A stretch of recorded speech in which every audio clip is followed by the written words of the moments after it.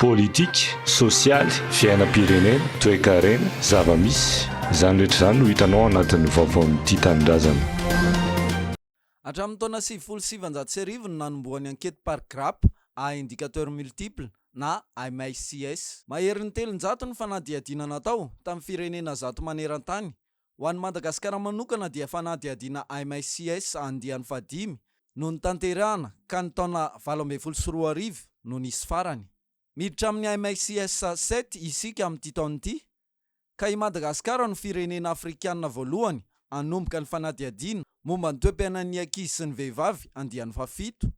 Fanadihadiana iarahana amin'ny ivon-toeram-pirenena momba ny antotanisa na INSTAT, miaraka amin'ny UNICEF Madagasikara sy ny USAID ary ny banky iraisam-pirenena izay mamatsy vola $4.9 tapitrisa ariary.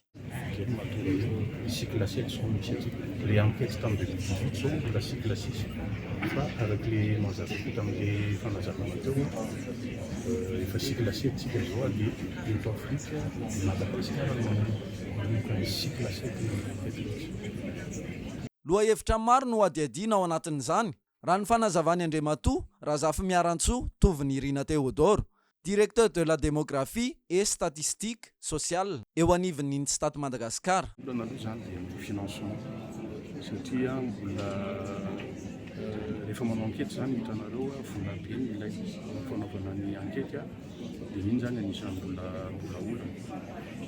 Ankoatr'izay moa zany au niveau ny ménage aloha zany tsy dia tena hoe misy olana rehefa tsara ny mandeha tsara ny sensibilisation sy ny communication afaka manao ankety araka ny tokony izy antsika. Misy indicateur maromaro zany ao anatin'le izy araka le nasehoantsika teo amin'ny 43% ny indicateur ny zany azontsika ao anatin'ity ankety sasety ity dia hitantsika fa misy domaine maromaro: santé, nutrition, santé de la mère et de l'enfant, resaka protection de l'enfant. Misy zavatra maromaro zany azontsika alaina ao anatin'izay. Tokatrano misa 1,4 manerana ny faritra 320 no anatanterahana amin'ny fanadihadiana. Tanjon'ny IMICS 7 ny azahoana tondro marika amin'ny fanaraha-maso ny tanjon'ny fampandrosoana maharitra ODD. 5e édition izy fa tsy 7e dia midika le hoe mixa 7 izy satria ny cycle le izy depuis 1990 zany miova foana, misy innovation ampidirina ao anatin'le ankety izay mahatonga hoe cycle azonareo. Donc efa cycle 7 zany zao au niveau mondial fa ny mix natao teto Madagasikara zany 5e ty ataontsika ty.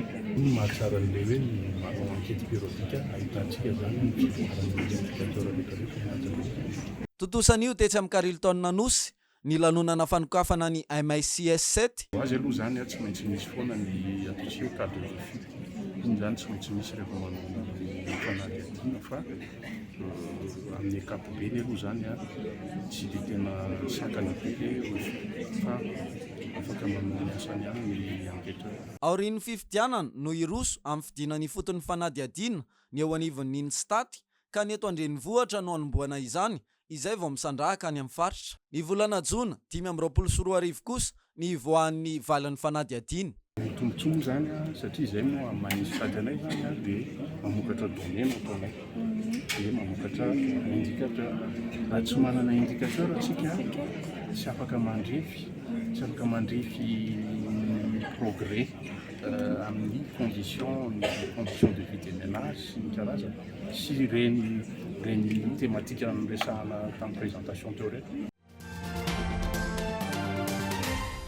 Tsy ny fidirana amin'ny université any angeny mampikaikaika ny olona fa zany hoe amin'izao fiainana tena ataoko hoe sarotra zao dia le miantoka zaza na eny amin'ny université na any amin'ny lycée dia mampikaikaika ny olona rehetra mihitsy.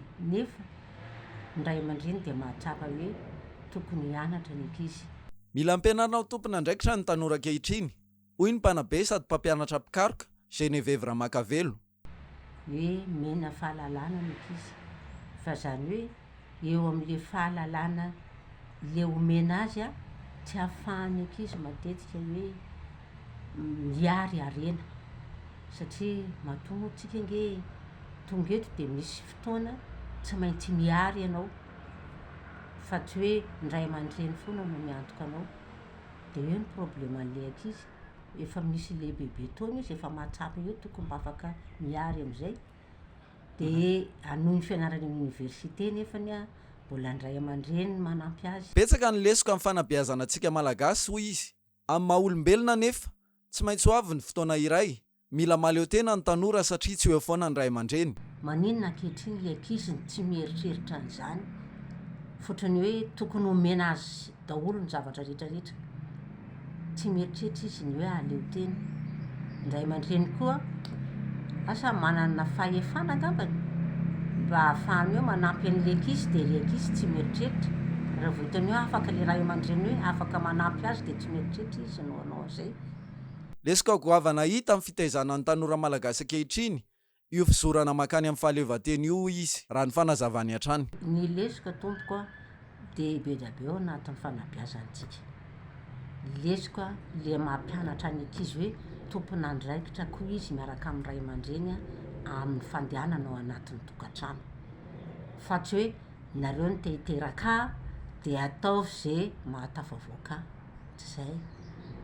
Marina fa ny ray aman-dreny ny hoe maniry zaza de mba hovanona koa iny zaza iny fa araky ny fahefana eo am-pelantanana no iarahana mitondra ny fiainana.